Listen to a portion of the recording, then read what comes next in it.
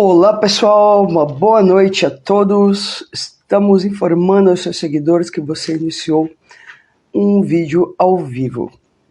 Como Tuju, hoje uma live importantíssima sobre os 100 anos do texto Psicologia das Massas e Análise do Eu.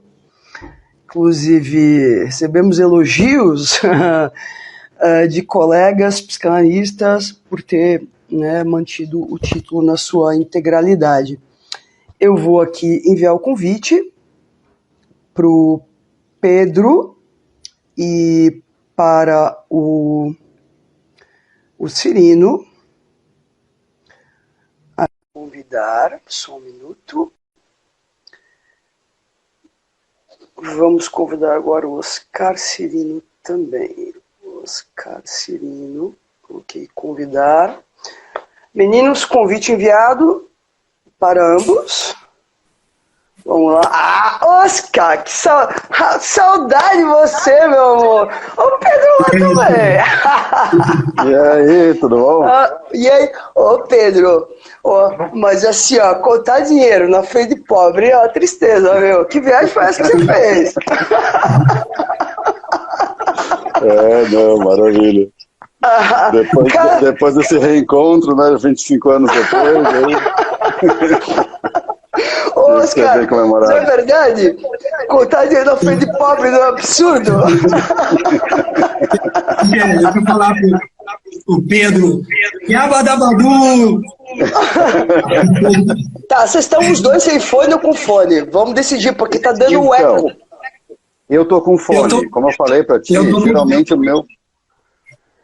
Porque eu acho que ou os três fazem sem fone ou com fone, para não ficar dando esse eco na live. Eu preferia sem fone, se der, porque o meu tem problema de fone. Pode ser? Tá. Pode, Pedro. Por mim, tudo bem. Eu até ia dizer pra Michelle, assim, ela pediu para colocar o fone, vamos testar. Eu vou fazer a experiência sem o fone, eu vou tirar, tá? Tire o fone. Vocês estão me escutando bem? Eu tô. É meu fone. Pessoal que tá assistindo, o áudio tá bom, pessoal? Tirei e agora meu fone o eco agora. parou, né? O meu é melhor sem fone. Geralmente é melhor sem fone mesmo. O meu também. Vamos embora sem fone. Pessoal, o currículo dos dois é extenso. Eu vou resumir da minha cabeça. Oscar Cirino, um psicanalista muito importante, tem um clássico livro intitulado Psicanálise e Psiquiatria Infantil. Não, Psiquiatria e Psicanálise Infantil, que já está esgotado faz tempo, né, Oscar? Está esgotado faz tempo. Eu conheci o Oscar através desse livro, na época que eu estava no mestrado ainda, isso faz um tempão já. O Oscar é um psicanalista de Minas, foi diretor do Centro de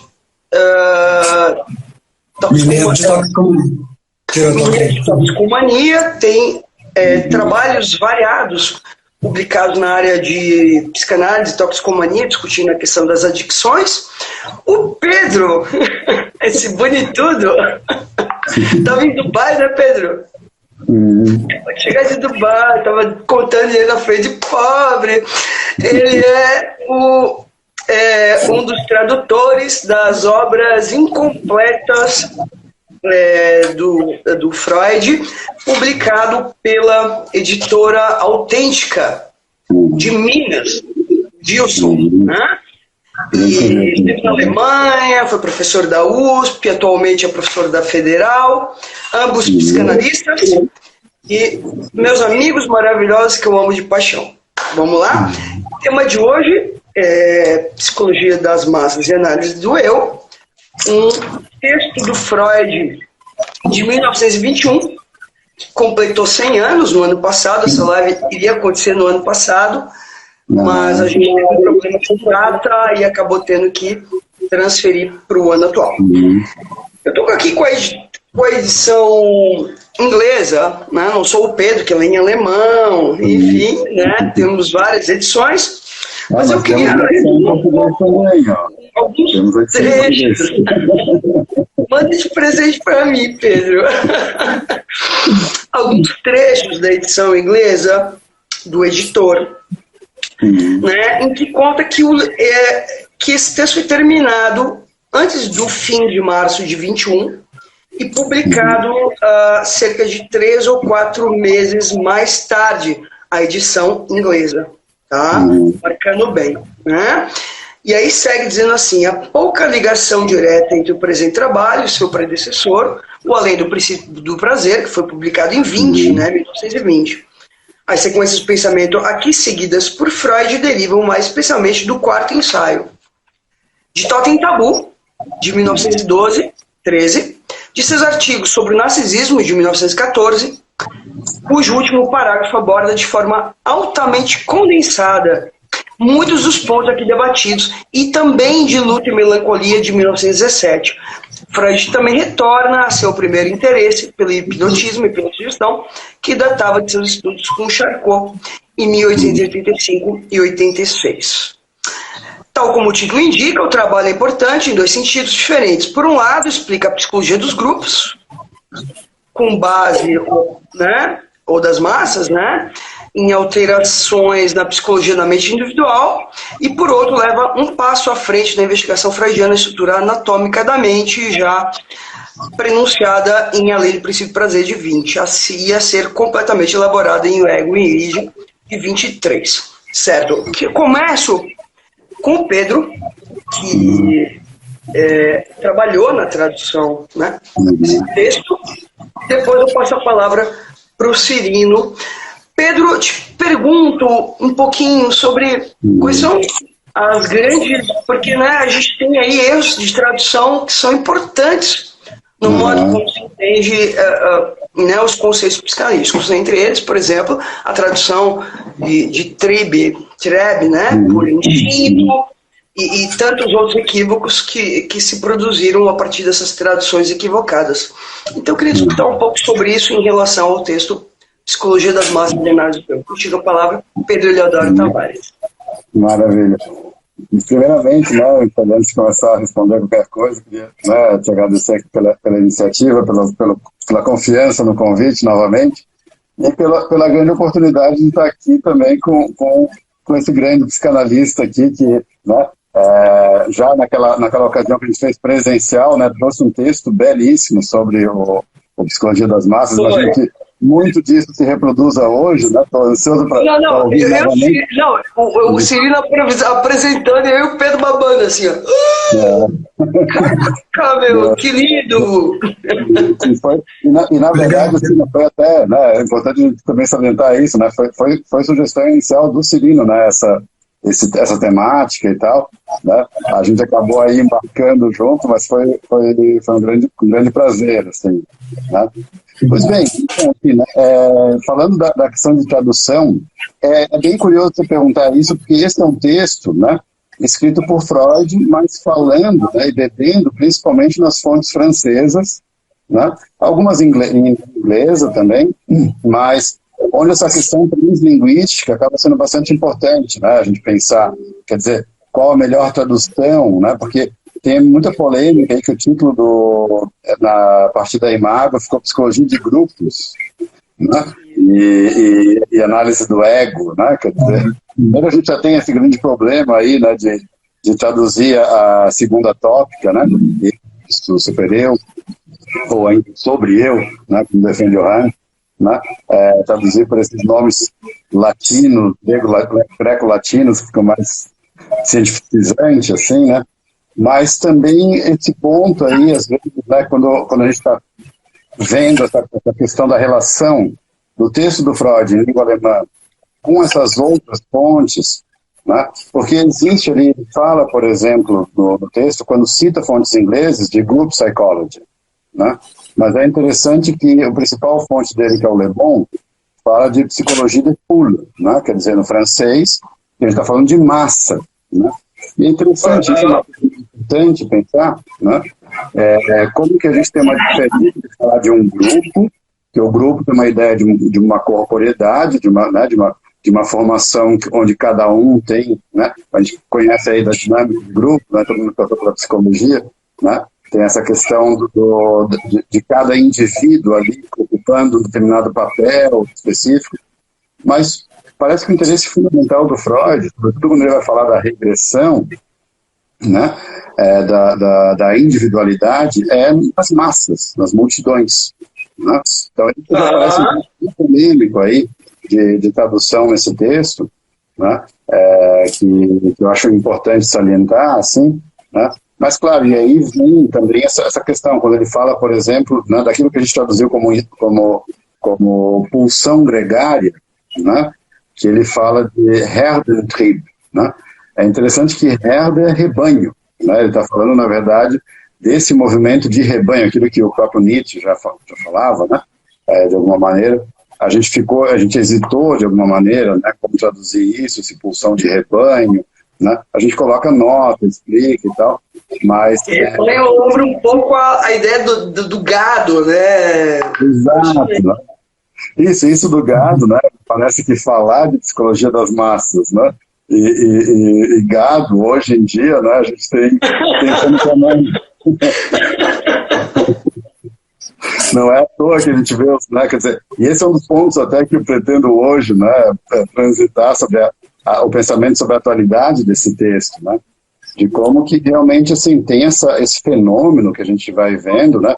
Por questões aí da polarização ideológica, né? Como as pessoas, quer dizer, mesmo pessoas com acesso à educação, à informação, né? Parece que quer dizer, para fazer parte dessa consistência de uma massa, né? Abdicam disso, de alguma maneira, né? Regridem e se deixam, né? Na verdade, né? Alimentar por capim, né? Quer dizer,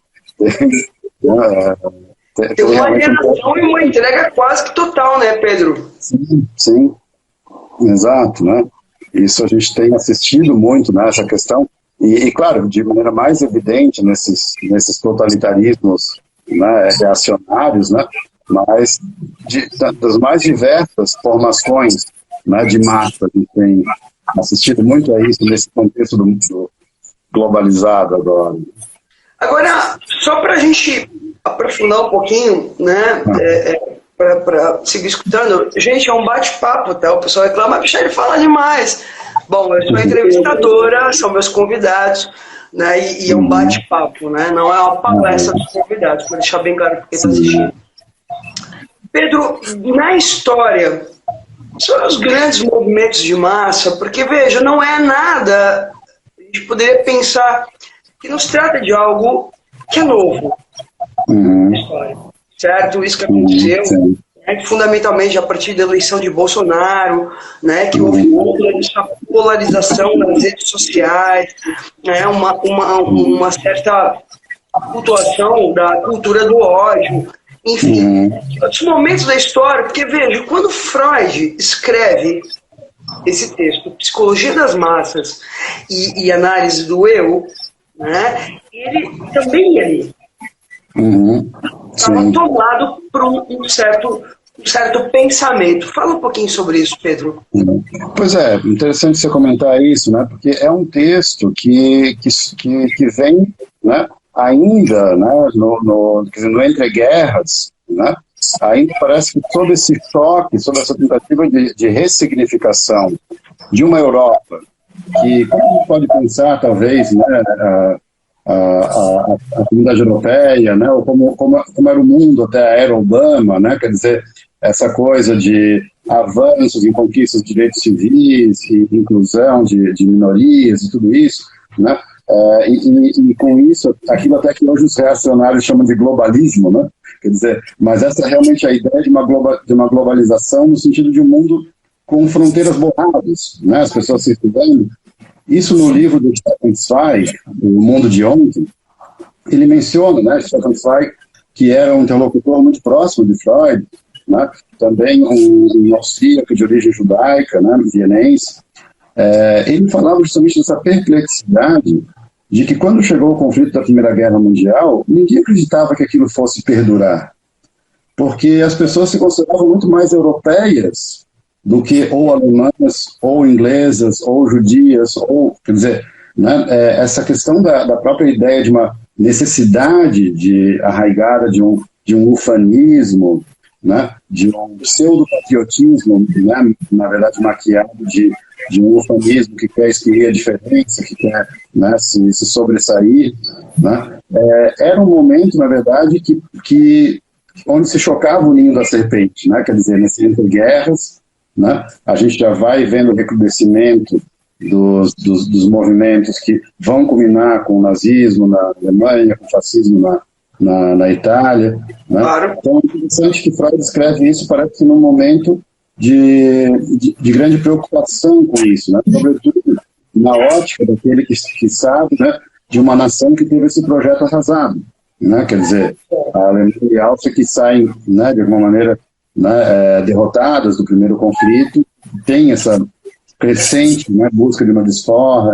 Né? Claro, mas você entra num ponto importantíssimo, né, Pedro? Porque todas essas lógicas totalitárias, inclusive, seja nazismo, ditaduras, né, ou as mais variadas formas de totalitarismo, também acabam tendo um certo lugar e um certo sucesso em virtude da promessa contida nesse discurso. Quando eu estive em Berlim, não faz muito tempo atrás, e eu visitei inúmeros museus, é impressionante. Um deles, onde apresentava a propaganda nazista, e sempre uma propaganda em restauração de uma ordem, supostamente um dia tida e perdida, e de um progresso um dia tido e supostamente perdido, localizando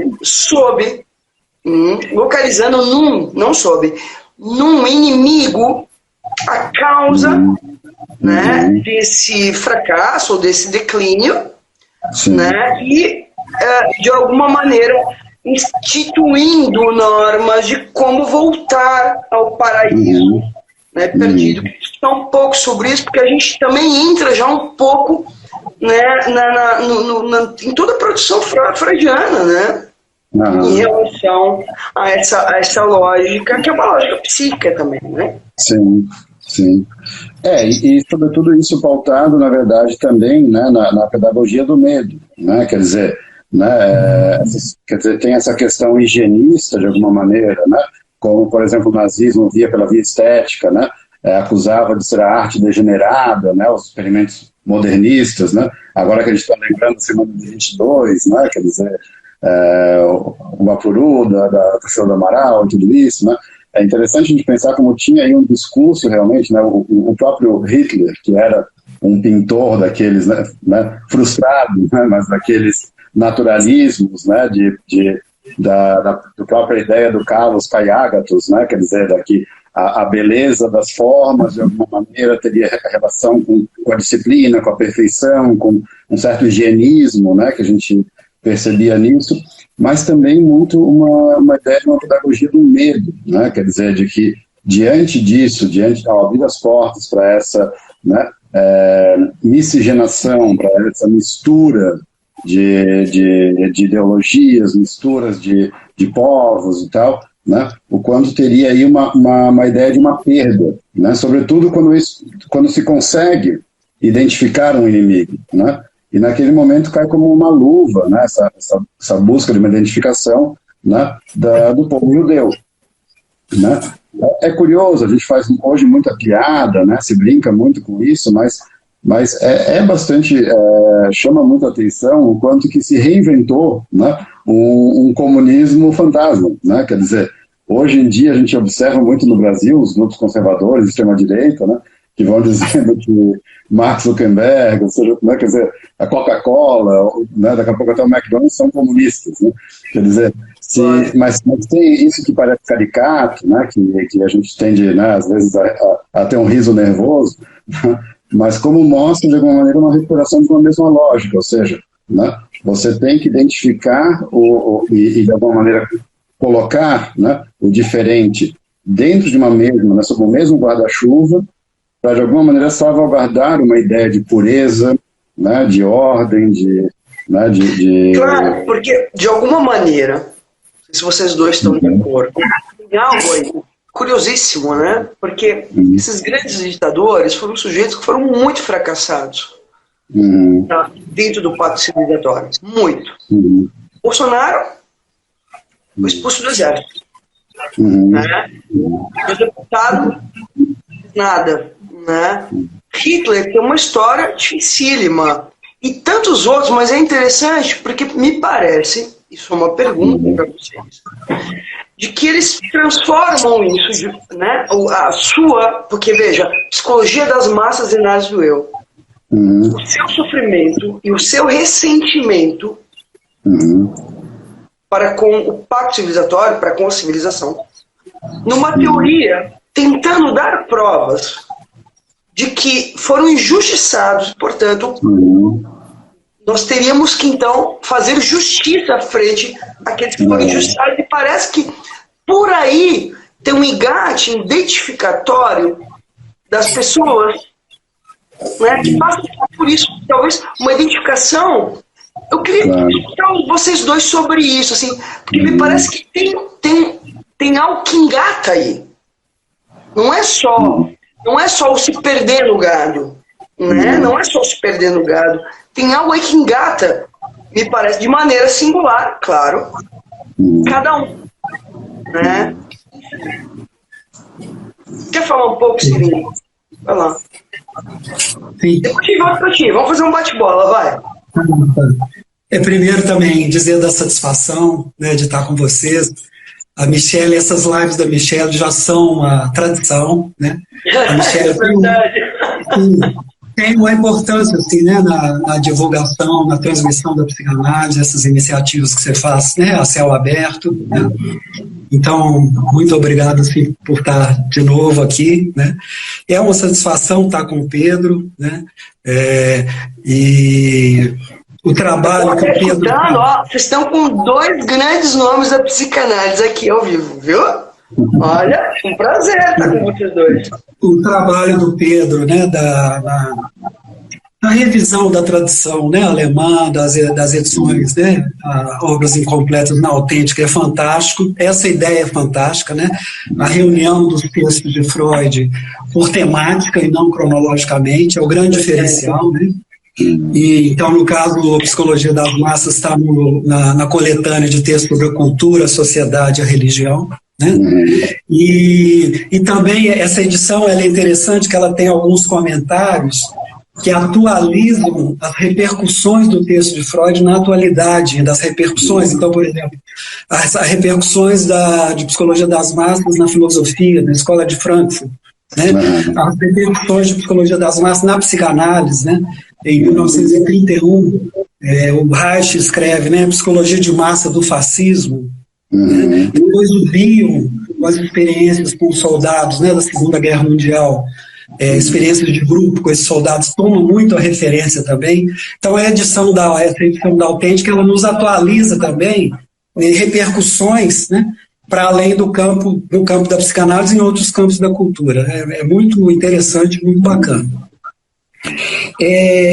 Eu penso que sim, Michele, quando você traz algo de uma identificação com esses fracassados, eu não sei se no Brasil o caso de um certo momento onde o PT foi meio, não sei, vou dizer a palavra, não sei se é muito forte, xiita, que criou em alguns grupos e alguns setores da sociedade uma certa sensação de rejeição, de destituição, né? Claro. E parece que então quando o Bolsonaro vem, um pouco desses ressentidos vão se identificar também, né, com o que ele traz, né? Porque talvez o PT em alguns momentos foi também muito, não diria autoritário, mas foi muito inflexível às vezes, então colocou talvez... Por que não autoritário, não? Por que não também, né? Sim. Essa é a questão. Agora, para hoje, viu, gente, eu preparei... Oscar, eu acho que é preciso marcar um ponto, né? O movimento de oposição que se produz a partir disso, ele também é produzido na mesma força de uma certa invasão que as pessoas sentem sofrer em certo momento, percebe? Claro que isso eu queria só tensionar, né? Porque, sim, é bem questionável, na verdade é algo para ser tratado e ser falado, né? Não há uma verdade sobre isso, né? Mas, de alguma maneira, eu acho que tem um ponto importante que não foi só uma invasão sentida pela via de um discurso partidário, mas, por exemplo, tô lembrando do filme Que Horas Ela Volta, foi também uma invasão sentida em certos setores sociais ou espaços sociais que até então eram reservados a uma certa minoria. Sim. Percebe? E mais, acessos sociais a carros, bens de consumo, que até então eram também reservados a uma minoria. Porque nesse momento em que um outro tem uma condição social diferente, passa a ter acesso a algo que até então só eu podia ter, introduz também uma pergunta, e aí entra um pouco o que o Lacan nomeia como complexo de intrusão. É uma certa rivalidade entre os irmãos, né, tentando assegurar um certo lugar frente ao grande outro. Com vocês a palavra. Pode seguir, Cília, desculpa. Só um comentário. Não, perfeito, porque aqueles tradicionais exemplos, né, de empregada doméstica tirando férias na Disney, ou então tendo a classe média tendo que dividir o aeroporto, o avião, com quem só andava de ônibus quando andava. Então, exemplo bem, né, o que esse pessoal está fazendo aqui, né? Claro. Tem esse aspecto, né? Acho que é por aí. Eu fiquei pensando aqui, né, o quanto que a gente tem dois significantes no português que a gente geralmente atribui às mesmas pessoas, mas parece tão contraditório, né? Que são os conservadores e reacionários, né? Como assim? Né? Que uma coisa é conservar, outra coisa é reagir, né? Mas justamente, né, quer dizer, tem essa ideia, né, do conservadorismo, e isso chama muita atenção, porque o Brasil sempre se vendeu, de alguma maneira, né, como um país das liberdades individuais, né, sobretudo a questão desse mito, né, da liberdade em relação ao sexual, né, que a gente sabe que cai por terra muito facilmente, de alguma maneira, né, mas essa ideia, né, de uma certa liberdade chamou muita atenção essa volta, né, à falta dos costumes, né, isso aqui ficou quase que uma coisa do conservador nos costumes e liberal na economia, né? Na palavra reacionário, né? E traz essa ideia de reatividade, né? Quer dizer, que paradoxalmente a gente vê no mesmo o conservador e o reacionário, né? Porque essa reatividade justamente é isso que a gente vê, quer dizer, quando existem movimentos, né, sociais, né, movimentos sociais, quer dizer, movimentos na sociedade, né, quer dizer, a sociedade começa a se reconfigurar, né, então começa a haver alguma mobilidade, essa mobilidade, né, quer dizer, que faz com que, de repente, o filho do porteiro esteja, né, estudando uma vaga que ele conseguiu, mas que o filho do morador daquele prédio não conseguiu, né, como o exemplo do filme que vocês trouxeram, semelhante a isso, né, de alguma maneira, como que traz essa reatividade e traz a ideia da identificação do inimigo, né, naquele que conquistou o direito, e não, de repente, naquele que vem restringindo os direitos da própria classe média. Quer dizer, é interessante, porque quer dizer, é o inimigo fácil. Né? Como é que essa coisa também, muitas vezes, né, nessa reatividade, né, para que você possa ter uma centralidade em torno de uma liderança, também é importante que a gente encontre a oposição a um inimigo que seja fácil de ser aplacado. Pois é, mas o mais paradoxal, Pedro e Oscar, é que na história é o surgimento da burguesia que vai produzir a possibilidade de mobilidade social. Sim. Surge o capitalismo. Sim. Percebe? Que rompe, explode uma lógica que estava colocada. Nobre, clero, vassalos, percebe? Tinha uma estrutura social fixa. Nosso escravo morria escravo. Quando o escravo pode subir a posição de senhor, aí começa justamente uma promessa de que, né, quer dizer, justamente no capitalismo, ascendendo economicamente, eu posso ter um lugar social melhor, mas curiosamente, né, quando se instaura políticas públicas que vão frear essa lógica, sabe? Parece que dá um tilt aí, né? Quer dizer, eu acho que tem um paradoxo aí envolvido, né? E que entra aí para a ideia que também é dita, né, com relação às cotas ou na universidade, a ideia da meritocracia, né? Quer dizer, você vai ascender socialmente pelo seu esforço, pelo seu trabalho, isso te garante ascensão. Que é uma falácia, porque enquanto a gente rala e trabalha para ganhar um salário mínimo 2 e vai perceber que a vida tá sem razão de ser, né? Não está atingindo, né, aquilo que é prometido, né?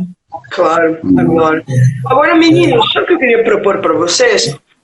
Para a gente retomar um pouco o texto do Freud, o que a psicanálise traz, né? Não a psicanálise, mas nesse caso o Freud, nesse texto, que é o pai da psicanálise, o fundador da psicanálise, de considerações que nos ajudam a entender um pouco a lógica social que se passou, né? Ou a lógica, né, colocada aí discursivamente na história, para a gente tentar pensar um pouco o que se passa, né, nos dias atuais, porque esse texto, paradoxalmente, né, nunca foi tão atual.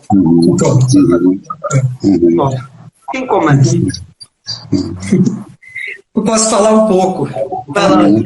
Eu preparei foi segunda-feira, eu li um texto de um rapaz numa série que a N-1 Edições de São Paulo está publicando no site, e é um texto que se chama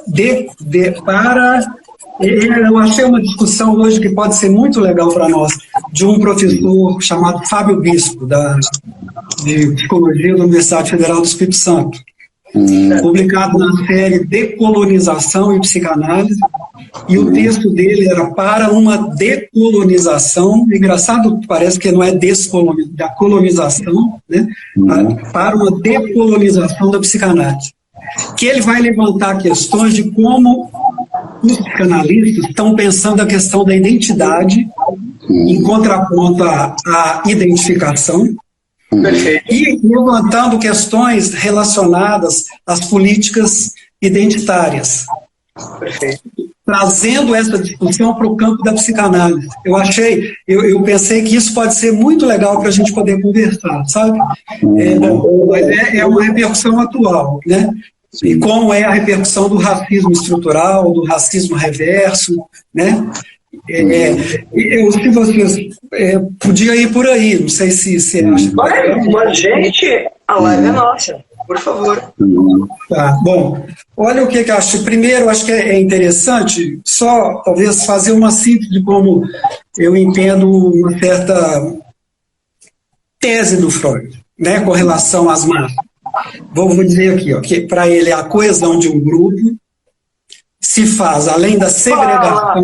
Fala as belas lições lindas que você disse no seminário presencial em Blumenau. Cara, foi honrado, viu? Não, mas eu acho que hoje vai ser mais legal a gente conversar. Então, ele fala que a coesão de um grupo se faz, além da segregação da diferença, o inimigo que a gente está falando, se faz através dos laços libidinais de identificação e de investimento entre os seus membros e em relação a um líder, colocado no lugar de um ideal do eu. E não apenas... Importante. O Freud fala, e não apenas pela eloquência ou a convicção, e essa talvez é a diferença, uma das diferenças que Freud vai trazer em relação ao Le Bon e aos outros que ele retoma, mas pela força do amor.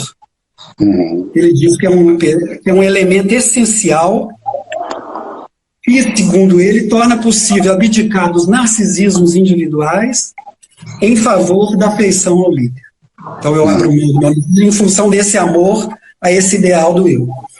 A partir daí, quer dizer, eu quero pegar, então, para pensar a diferença entre a identificação e a identidade. Perfeito. Esse rapaz vai trazer, eu não sei se é um rapaz, né, mas eu achei muito interessante o texto dele. Ele vai dizer, e aí retomando a questão da identificação para o Freud, que depois lá temos terminado, é a forma mais antiga e elementar de ligação afetiva com um objeto. Freud vai falar, né? E ela se diferencia da identidade por ser parcial e altamente limitada, pois ela toma emprestado algum traço, ela vai falar depois do traçonário, da pessoa-objeto. Então, a identificação não é totalizante, não é estável e nem é controlada pela consciência. E a incorporação aí, né, Cirino? Uma incorporação, a gente poderia falar em incorporação, né? Uma incorporação de alguns traços, né? Mas não é um traço, não é algo, né? E a incompletude da identificação aponta para a divisão do sujeito. Claro. Aponta para o estranho e para o infamiliar, né, a tradução lá da que habita em todos nós. Tanto que um dos percursos da análise, né, um dos trabalhos, é fazer uma travessia das identificações. Claro. Né? Aí, claro, porque isso é muito importante, né? Porque senão o sujeito estaria condenado a uma repetição ad infinito, né? Sim. Porque justamente, né, revisitar ou atravessar as identificações é justamente romper com essa lógica de uma certa repetição que muitas vezes é transgeracional, né? Sim, que vai alienar o sujeito, né? Vai alienar, que mantém aprisionado, né? Sim. E então, ele vai dizer, a pergunta que ele faz, que ele retoma Vladimir Safato, ele faz uma referência a um texto do Vladimir Safato, e a um texto da Tânia Rivera, da USP, da UNB.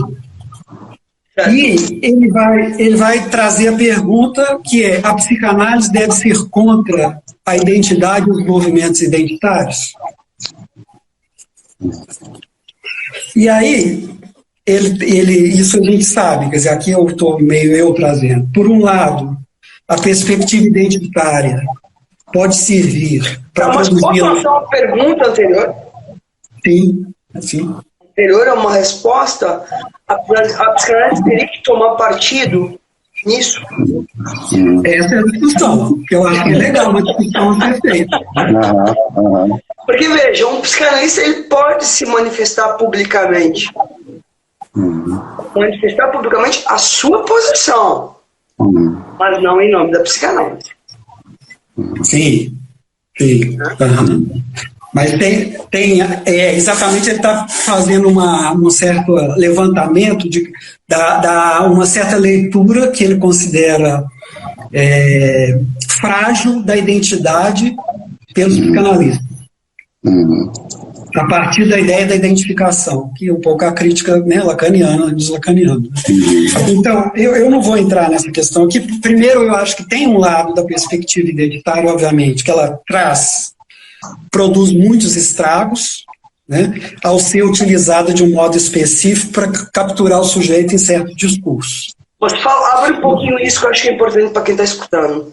De que maneira tu acha que faz estragos, Oscar? Tá. Então, um bom exemplo disso, por exemplo, é capturar os sujeitos nos diagnósticos psiquiátricos. Perfeito.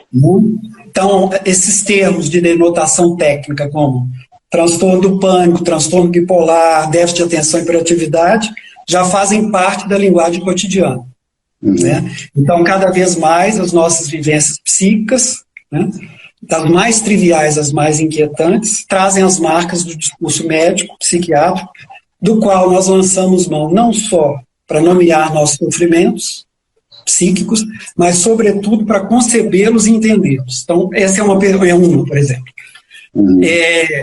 E aí a gente pode pensar que qualquer diagnóstico pode acarretar um tipo de identificação totalizante, estável, ou seja, uma identidade. Perfeito. Né? ao reunir um conjunto heterogêneo de sujeitos sob o mesmo significante, destituindo-lhes da singularidade e, com frequência, direcionando suas vidas. Tá? Esse tipo, aí um outro exemplo, depois eu quero entrar no... Posso seguir? Eu gostaria de acrescentar, né? Então, bora lá. Isso, né? Eu sou a questão do...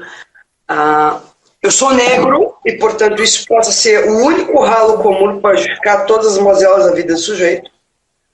Permito ou escoando pelo ralo justamente a história daquele sujeito. Né? Então, sou judeu, ou então, e por aí vai, sou nordestino, e por aí vai, porque eu acho que também está trazendo algo importante, porque é só fazer uma virada de chave, que não é uma marca identificatória, que é uma marca, uma das marcas. Ela se torna a marca. Exatamente. A marca grande, maiúsculo, a marca que passa a significar basicamente tudo que se passa no sujeito. Eu sou gay, né? E aí qualquer coisa, eu sou vindo de trabalho porque eu sou gay. Não dá certo uma relação porque eu sou gay.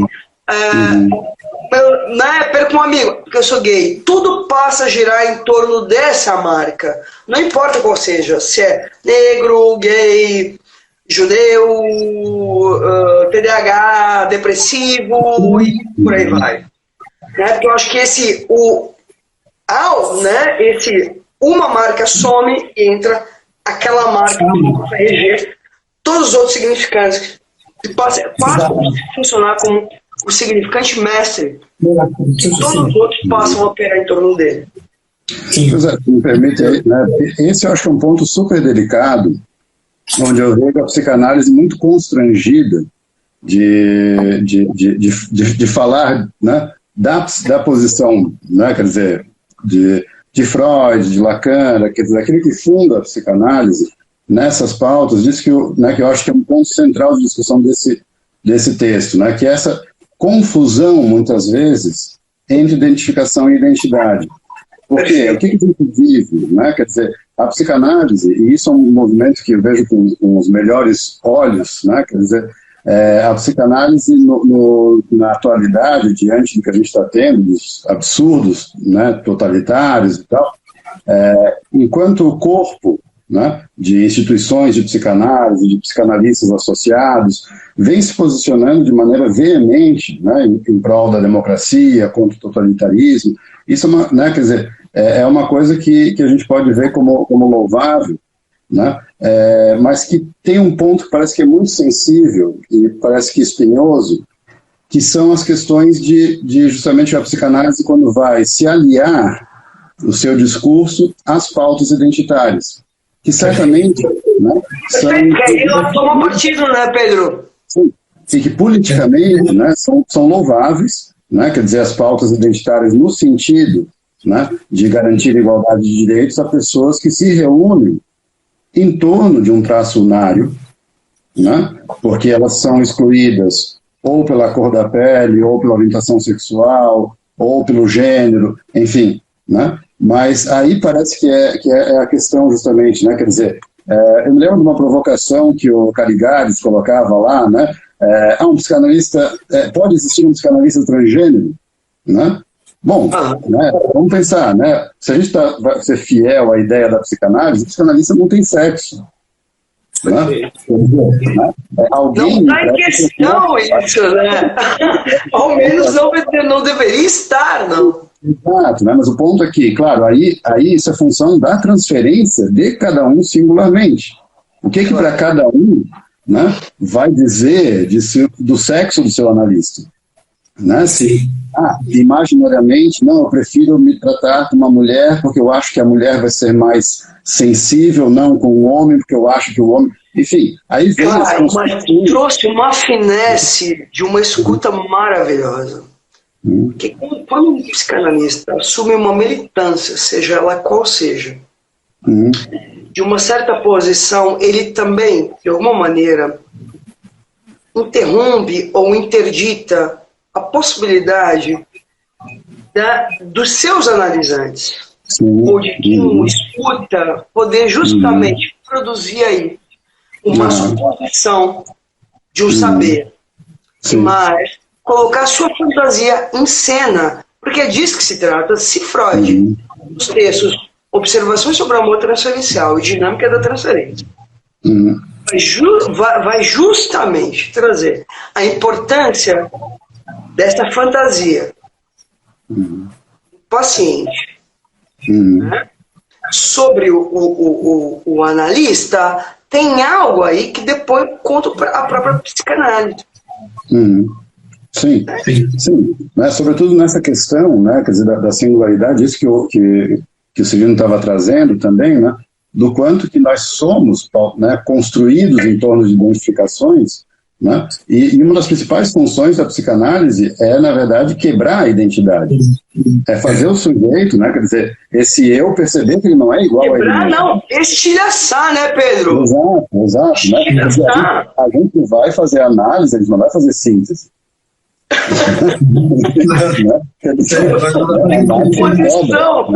Enfim, o eu é a máquina de fazer síntese, né?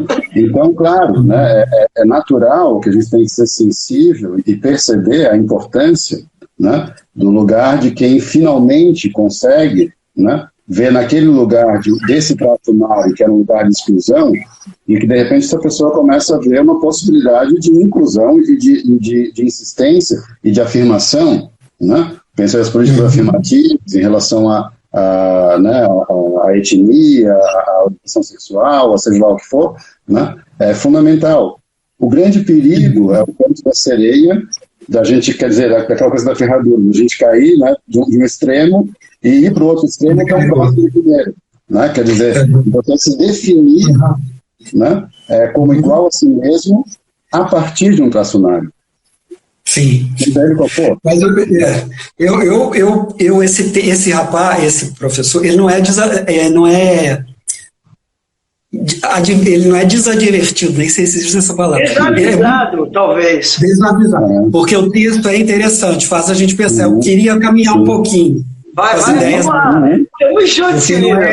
A gente atrapalha, se interrompe, mas a gente segue os três. Vamos embora. Estamos juntos. Porque então, eu aqui é o que pensei, né? A gente recentemente está acompanhando discussões entre os cientistas políticos, os sociólogos, sobre a relevância das lutas identitárias na pauta política. Relacionadas, por exemplo, à raça e ao sexo. Uma vez que, para alguns, o fundamental é a luta de classes, e que esses movimentos no Brasil seriam apenas um reflexo da realidade lógica norte-americana. Isso é genérico. E aí nós vamos acompanhar também essa polêmica em torno, agora recente, né, um antropólogo da Bahia, ele vai falar de um racismo reverso, o racismo dos pretos contra os brancos.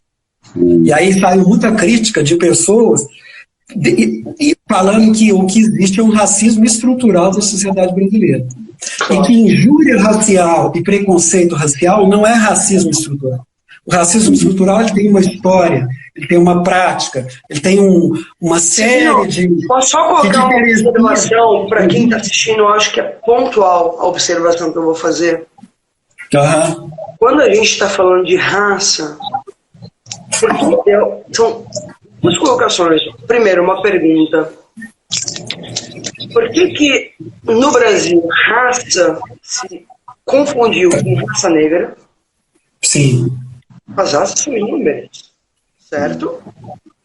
Né? Segundo, né, por que de alguma maneira, né, porque eu acho que tem uma diferença também entre raça e etnia, né, porque quando fala em racismo estrutural, é também isso que o Pedro trazia antes, uma certa reação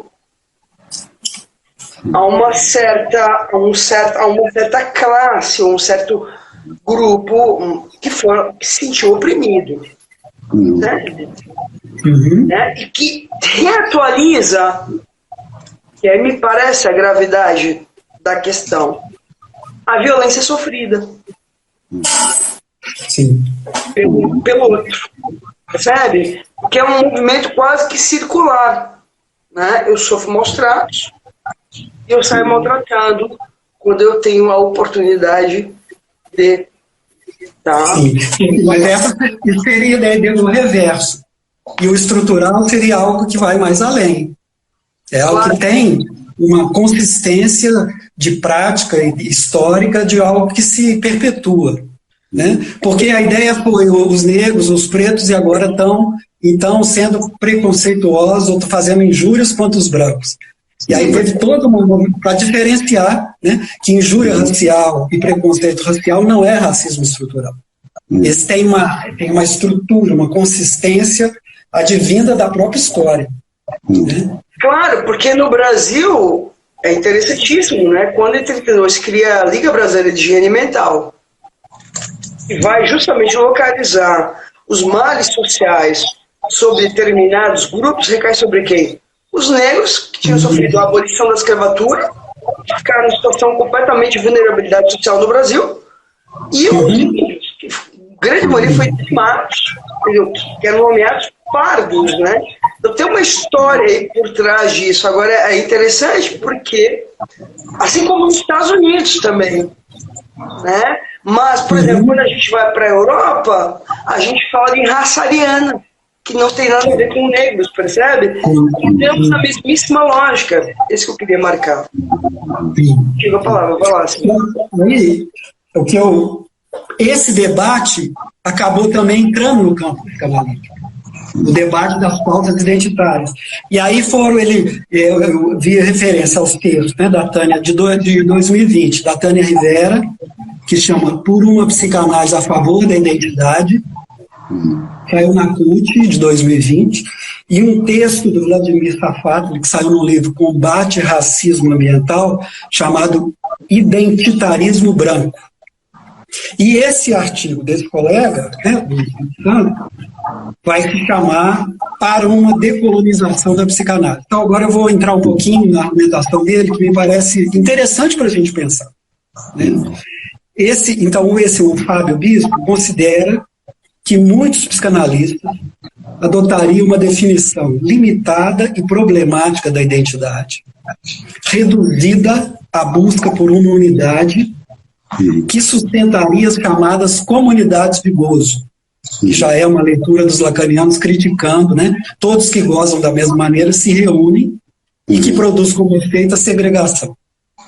Concepção que, segundo ele, né, no entendimento dele, corre o risco de efetivar um tratamento moral do gozo pela imposição de um gozo hegemônico. Perfeito. Então, ele ou seja, negativo de gozo, né? Sim. Ele reconhece a segregação como um dos efeitos colaterais, mas não único, dos processos identitários. Mas considera, aqui que começa um pouco a argumentação dele, essencial diferenciar o que ele denomina identidades apagadas ou silenciadas das identidades dominantes. Afirma, a partir da experiência dos povos amazônicos e dos praticantes das religiões de matriz africana, que a identidade é um direito social, tal como a terra, a moradia e a educação. Assim, por mais que a identidade seja uma ficção, ela é um capital simbólico que faz parte da vida. Se ela pode fazer estragos, na perspectiva dele, ela também pode ser um suporte para o acesso a determinados modos de gozo. Vou seguir mais um pouquinho. Ele considera pouco consistente a crítica de que uma das críticas que ele levanta é a identidade não é um conceito psicanalítico.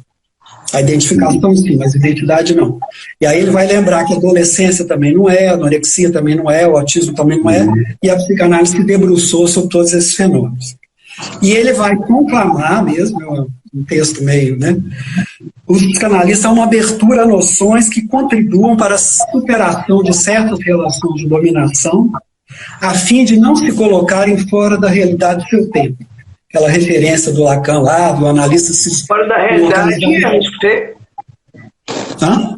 Fora da realidade, a última frase? Do seu tempo. Do seu tempo, perfeito.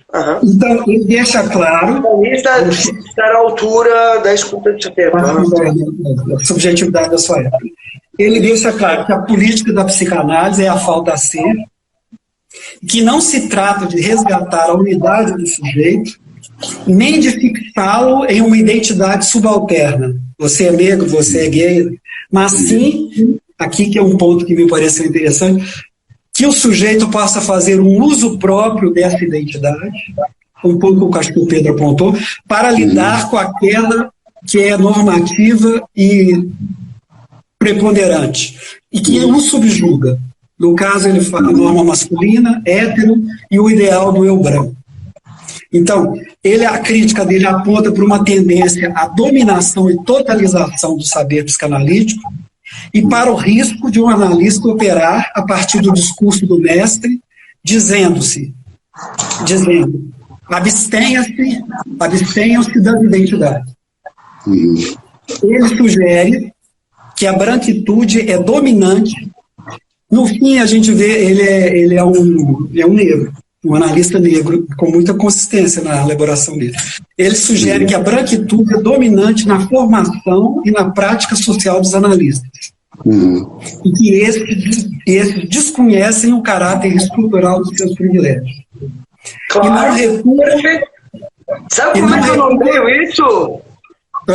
Eu faço uma brincadeira com o pessoal, né? O analista era moço, assim. Tem uns que entra na questão do modelo, né? Os modelos imaginários de formação. Sim.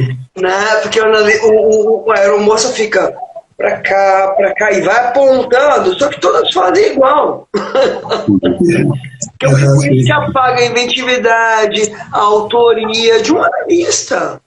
Né? Que é um pouco o analista que passa a sessão inteira. Ou que não abre a boca, e por aí vai, né? Só mais um pouco, tem até a ver o Pedro, se um analista não tem sexo, ele não vai recuar diante da questão. Ele põe uma questão, o analista tem cor? E ele vai ponderar que não é da cor que advém a garantia do ato analítico, já que este é sem garantia. Mas ele situa que isso seria algo pontual no processo de uma análise.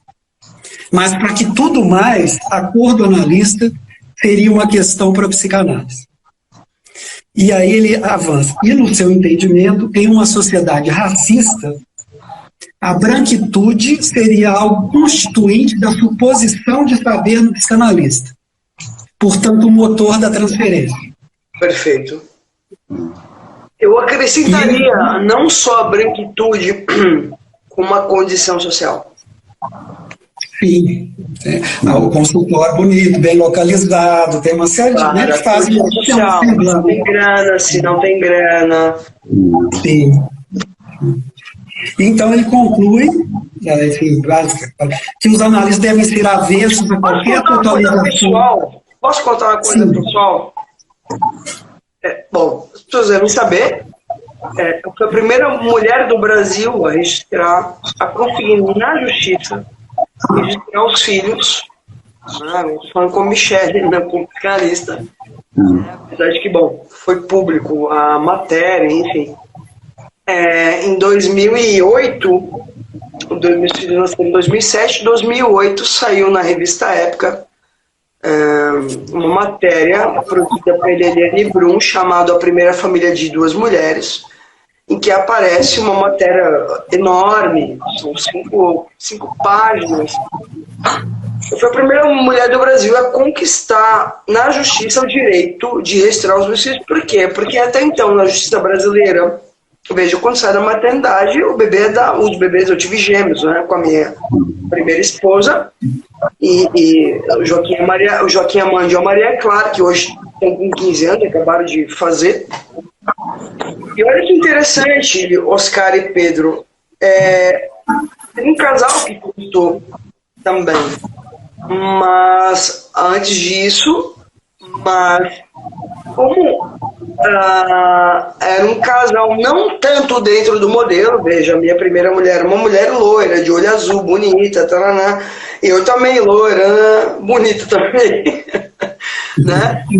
Que nasceu 2 filhos lindos, Beleza, percebe? Isso também compõe um certo imaginário da família Margarina, né? Mas elas não conseguiram de primeira na justiça. Não, é só um comentário para compor isso que você fala, Oscar. Né? Que isso cobra seu preço, que não é sem efeitos. Sim. Sim, os analistas brancos, e dependendo da condição social, gozam de benefícios que, por exemplo, um analista negro, talvez. Não. Sim. Porque não falar disso seria um absurdo. Sim. E aí ele vai concluir, e depois eu também concluo aí com uma coisa, que os analistas não devem ser avessos a qualquer totalização do saber, seja de raça, seja do que for, mas não a identidades marginalizadas. Ele está chamando, me parece que uma questão política mesmo, que às vezes é importante que eu entendi assim, que o sujeito faça um bom uso dessa identidade marginalizada para se afirmar. Não que ele vá se reduzir a essa identidade, mas que ele faça, eu achei essa parte, assim que o sujeito possa fazer um uso próprio dessa identidade para lidar com aquela que é normativa e subjuga. Mas aí eu provoco, né? Mas aí não é pela via da eu trouxe para a gente conversar, porque o texto me instigou, sabe? Não, mas Pedro, deixa eu fazer uma provocação antes. Rapidão. A gente não poderia entrar naquela frase do Rodelin que ele diz assim: aquilo que salva é aquilo que mata. Sabe por quê? Porque de alguma maneira ele também propõe uma certa subversão. Que cada um é capaz de fazer com aquilo que o faz sofrer. Sim, exato. Tira a palavra, meu amor. Não, pois é, porque é aí que era a minha provocação, né? Porque é justamente, quer dizer, precisamos aí de alguma maneira, né, fazer uma elasticidade do que já estava tão bem posto na psicanálise sobre identidade e identificação, né? Porque o ponto aí é justamente que se vive também, né? E talvez é a questão da envergadura da vara, né? Quer dizer, para que para que ela volte a ser reta, a gente vai ter que puxar para o outro lado, e é natural isso, né? Mas o perigo da psicanálise está endossando, de repente, uma ideia de que o indivíduo se aliene numa identidade, né? Quer dizer, o ponto aí é justamente, quer dizer, se antes, estruturalmente, e por esse mais de século que a psicanálise existe, né? Quer dizer, as pessoas procuravam se enquadrar em determinados estereótipos, né, de psicanálise, e a colonização, né, o autor desse texto que o Cirino traz fala da decolonização, né? Eu sempre brinco, né, as instituições de psicanálise sempre precisam ter ou um francês ou um argentino de estimação, né? Porque parece que confere mais legitimidade, né? Alguém que fala... Fora aquelas que tem o Papa que reza a missa todo domingo. Sim. Parece que esse site, brevemente, esse site da N1 são uma série de artigos que tem com a ideia da colonização do saber psicanalítico. Como sabem que o saber também é colonizado e que no caso da psicanálise ele estaria de algum jeito muito marcado pela França, pela Inglaterra, pela Argentina. Exato. Né?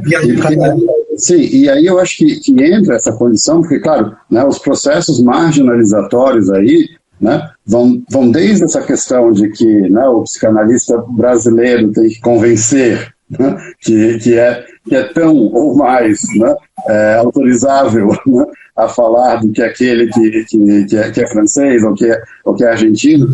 Certamente, se a gente vai exacerbando isso, a gente vai pensando as estratificações de marginalização, a gente vai chegar nisso, né? Quer dizer, agora, posso entrar numa questão nevrálgica, Pedro? Né? Posso entrar numa questão nevrálgica? O que tem psicanalista francês e argentino que veio para o Brasil comendo paciente, cara, é assim, ó.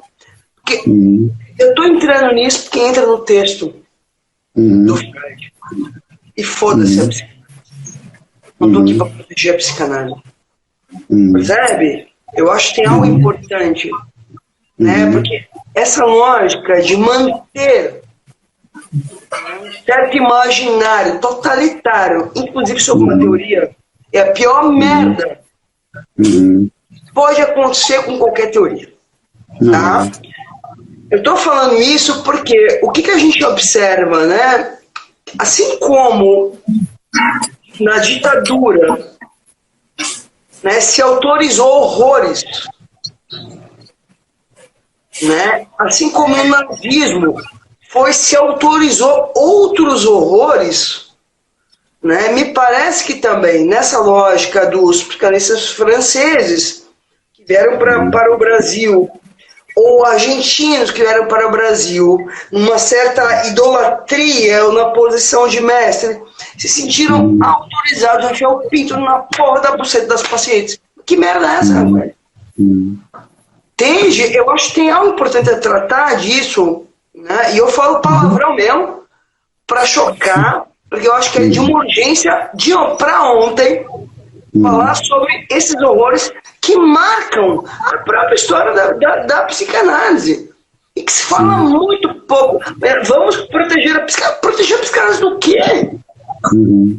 A psicanálise é uma teoria, é um método, percebe? Eu acho que tem algo importante, né, de quando a gente mantém esse imaginário totalitário sobre qualquer coisa que seja, não importa, a gente autoriza os horrores que acontecem ali dentro desse campo. Sim, é um horror um analista comer um paciente, isso precisa estar interditado, assim como é um horror o pai comer uma filha, e por aí vai.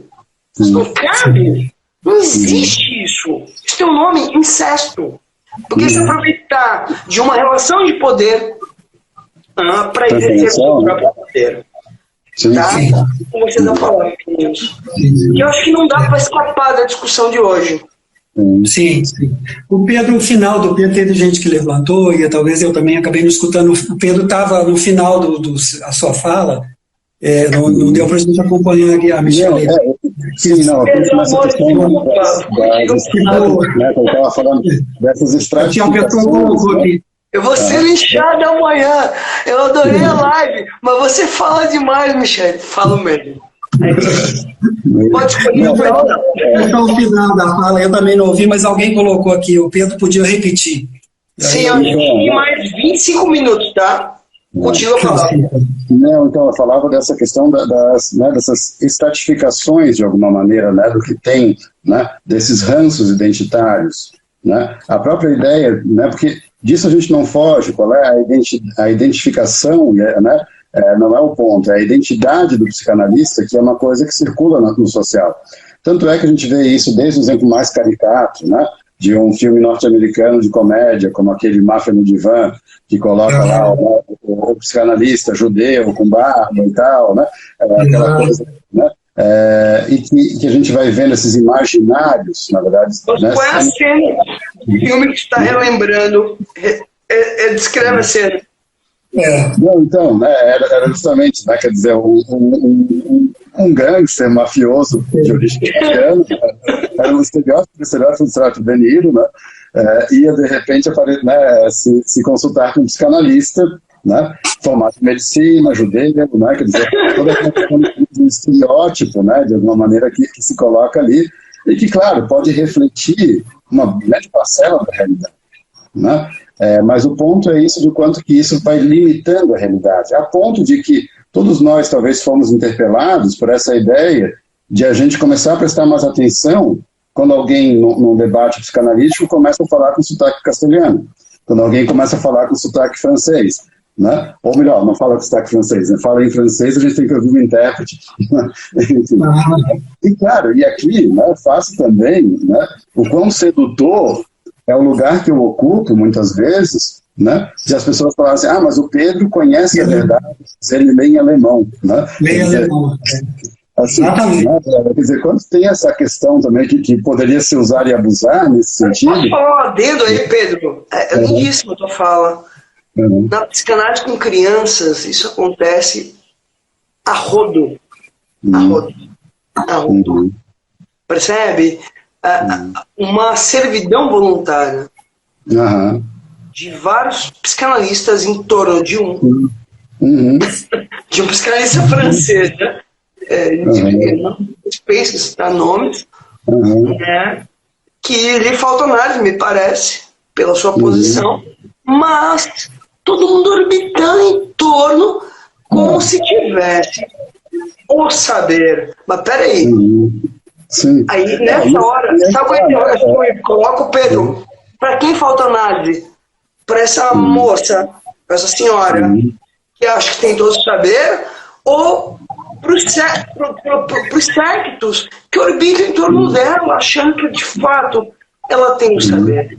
Sim, a psicanálise não está, né, ilesa, né, não vai estar ilesa daquilo que ela mesma denuncia, né? Quer dizer, o Freud fala no texto dessas coletividades artificiais, né, como a igreja, o exército, mas sempre onde vai haver, né, agrupamentos, né, a gente está suscetível e vulnerável a isso. Isso pode ser, né, quer dizer, numa instituição de psicanálise de 5 pessoas, pode ser num grupo político, pode ser, né, entre intelectuais, psicanalistas na academia, né, quer dizer, a gente não está livre disso. Então, eu quis falar, né, dessa questão mais pessoal aí também, né, o quanto que é sedutor, né, quer dizer, vestir essa carapuça de que, mas você é aquele que leu a palavra, né, no original. Né? Então você pode nos revelar, né, a verdade. Pedro, você é o Messias, amor! Então, né, isso do analista de Bagé, do Veríssimo. O Freud não diria isso, o paciente dele fala, né? Bom, o que o Freud diria, tu não ia entender porque tu não sabe alemão, né? Então, essa... Vou falar uma coisa, Pedro. Pedrão, agora é Pedrão. Você vai pra Dubai, cara. Vai lá com a tua mulher, fazer uma viagem linda. Percebe que tu corta esse imaginário maluco. Eu acho que é um pouco isso. Veja, você não fica refém desse imaginário. Sim. E na medida que o analista não fica refém do imaginário suposto sobre ele, ter uma vida privada bacana, ele também... Ela tá dando tchau aí. Ai, cara, oi, meu amor. A gente tem... Tá em Blumenau, uma linda. Tá muito legal. Mas à medida que você não se rende a esse imaginário, você também vive a vida, a tua vida, do modo como o teu desejo, né? Enfim, se coloca, você rompe com isso, sabe? Porque também esse imaginário também só se mantém quando o sujeito suposto responde àquilo que é suposto nele. Sim, né? E é a tentação do psicanalista, né, de alguma maneira, vestir a carapuça do terno cinza que só diz aham, né? Quer dizer, poder romper, acho ótimo isso, né? Quer dizer, cabe a nós, de alguma maneira, e talvez tenha até aí um gesto político, psicanalítico, de mostrar que a gente não tem que se render, né, a esses imaginários, né? Porque o que pode aparecer na transferência depois de alguém que fica sabendo algo da vida, né, do sujeito que tem a função de analista, aquilo é material, né, para desconstruir qualquer. Por isso que eu penso, talvez, a ideia do Lacan, né, tem dois, vocês concordam, duas ideias, né, relacionadas ao final da análise. Uma é a travessia da fantasia, né, fundamental, mas a outra é da identificação ao Santoni. Não é uma identificação com a identidade, né? É uma identificação com algo do âmbito do gozo, com aquilo que restou da decifração do sintoma e que vai resistir a uma identidade. É uma identificação. O Santoni é alguma coisa que não é uma identidade. Né? E é sempre do fragmentário, né? Sim, vamos lá. Eu queria escutar cada um. Vamos lá. Agora, minhas dadas, eu sempre perguntar para cada convidado. Oscar Cirino, Pedro Eliodoro Tavares, vamos lá, para cada um, começa com o Cirino. Cirino, o que esperar de uma análise? Convoco o psicanalista Oscar Cirino para falar agora. E mais, assim, eu acho que quando tem uma identificação Santome, então, promoção do Lacan a partir do francês. E abrir um pouquinho, eu acho que é importante a gente levar em conta que tem muitas pessoas que estão assistindo a gente A gente teve hoje 50, estamos com 34, mas bastante gente, né, nos acompanhando aqui. Abrir um pouco alguns termos técnicos, né, ou dando exemplos, eu acho que ajuda para quem está assistindo também. Vai lá, contigo, Paulo. Eu virei Maria Gabriela agora, doutora, psicanalista. O que esperar de uma análise hoje? Vamos lá. Eu penso esperar estar menos alienado a determinados ideais do discurso do capitalismo. Se apropriar cada vez mais do próprio modo de gozo, do modo como obtém satisfação na vida, que é algo muito singular, de fato. Poder lidar com mais leveza, exatamente com aquilo que foge ao comum, com aquilo que foge ao idealizado como o normal, né? Fazer essa travessia das identificações, sem dúvida, que a gente é marcado ao longo do nosso tempo. Seria fazer a travessia das identificações, doutor Cirino? Seria, por exemplo, eu vou contar uma coisa que minha mãe gostaria. Vocês vão ficar morrendo de rir, mas numa festa formatura eu fiz isso. Minha mãe gostaria que eu fosse... Ela tinha um desejo, não tão explícito, que eu fosse padre. Que ela tinha uma irmã freira, né? Essa coisa do padre, e até teve uma festa, um baile de fantasia que eu me vesti de padre, foi ótimo. Porque essa coisa do padre, de algum jeito, claro que foi um percurso, tem a ver um pouco com o lugar, a princípio imaginarizado, do psicanalista, do psicólogo, aquele que vai ajudar, aquele que vai salvar os outros, né? Então, é um percurso, claro que o padre é muito grosseiro, né? Mas é alguma coisa de algumas identificações, né? E que a gente recebe. Desculpa, me veio o X agora. Padinho Cirino. Não, mas o Padre Cícero, é o Padre Cirino. Mas você sabe que tem um analisante meu que tem uma formação religiosa muito grande, e ele fala, Padre Cirino. O engraçado, ele fala, Padre Cirino, me absolve. Padre Cirino, e agora? Eu vou para o inferno? Quando ele traz as loucuras dele, que de fato às vezes são bem loucuras mesmo. Mas porque eu penso isso, a análise não é para eliminar o nosso sintoma, né? É um trabalho sobre o nosso sintoma, visando que a gente lide melhor com ele, né? Você tem eu sofrer menos, eu acho que pegar mais leve com a vida, com o real da vida. Isso eu acho importante, pegar mais leve, lidar um pouco melhor com o real. Com o inesperado, com a surpresa, com a doença, com a morte, lidar um pouco melhor. Não vamos nunca lidar com isso melhor. Né? Com as adversidades. Nós nunca vamos ter uma vacina contra isso. Mas é lidar. Atenção nisso.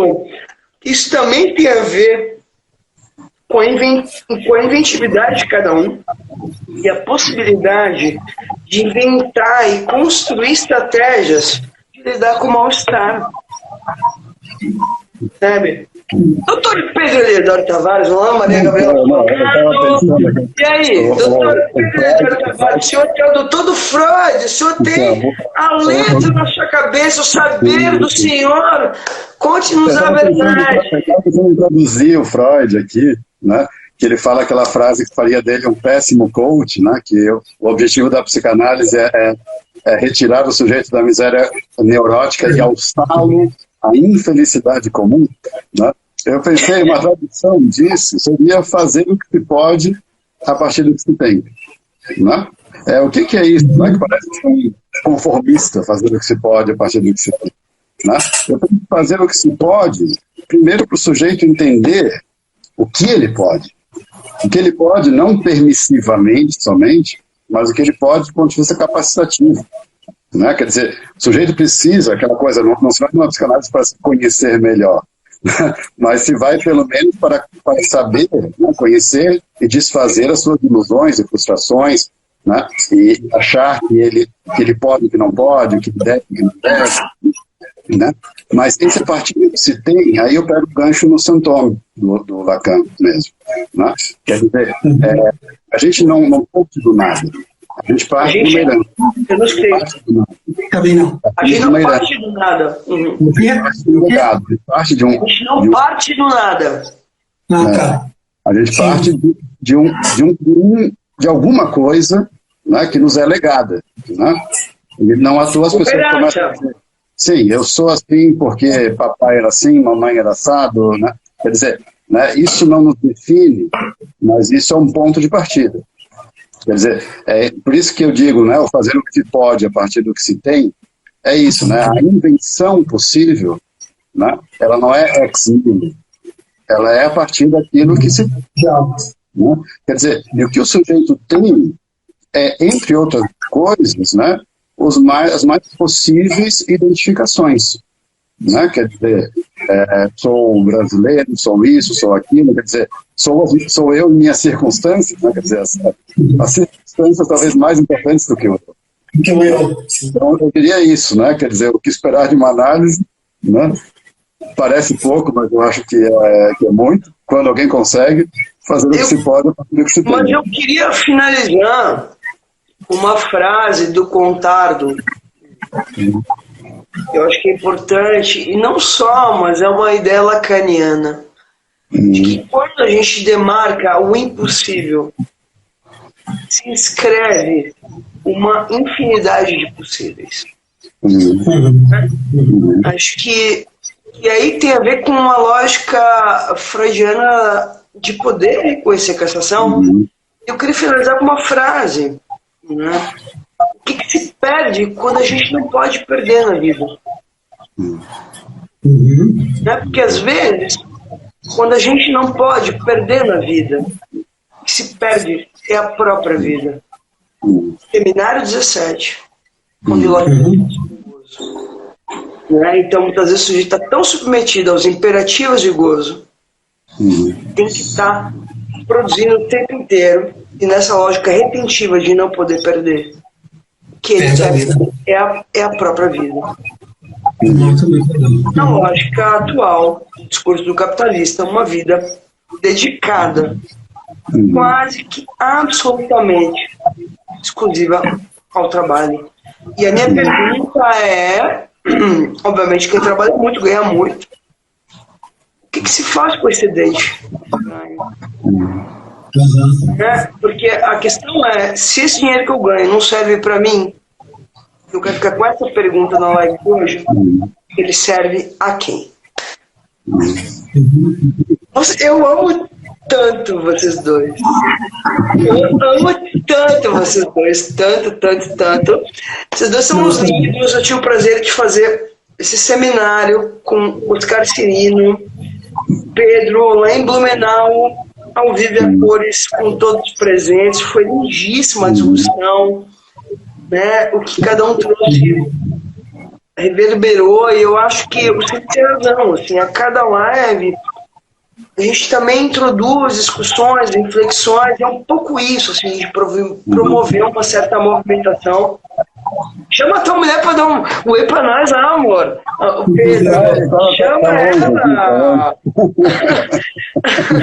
Ela super compôs, ela foi com ele a Blumenau, quando ele foi dar aula, né, Cirino? Agora foi um prazer estar contigo em Blumenau. Pessoal, obrigada. Foi lindo, né? Vamos ver. Eu adorei o Yabadabadu, viu, Pedro? Yabadabadu. Tá bom. Eu ia contar uma fofoca, mas não vou contar, não.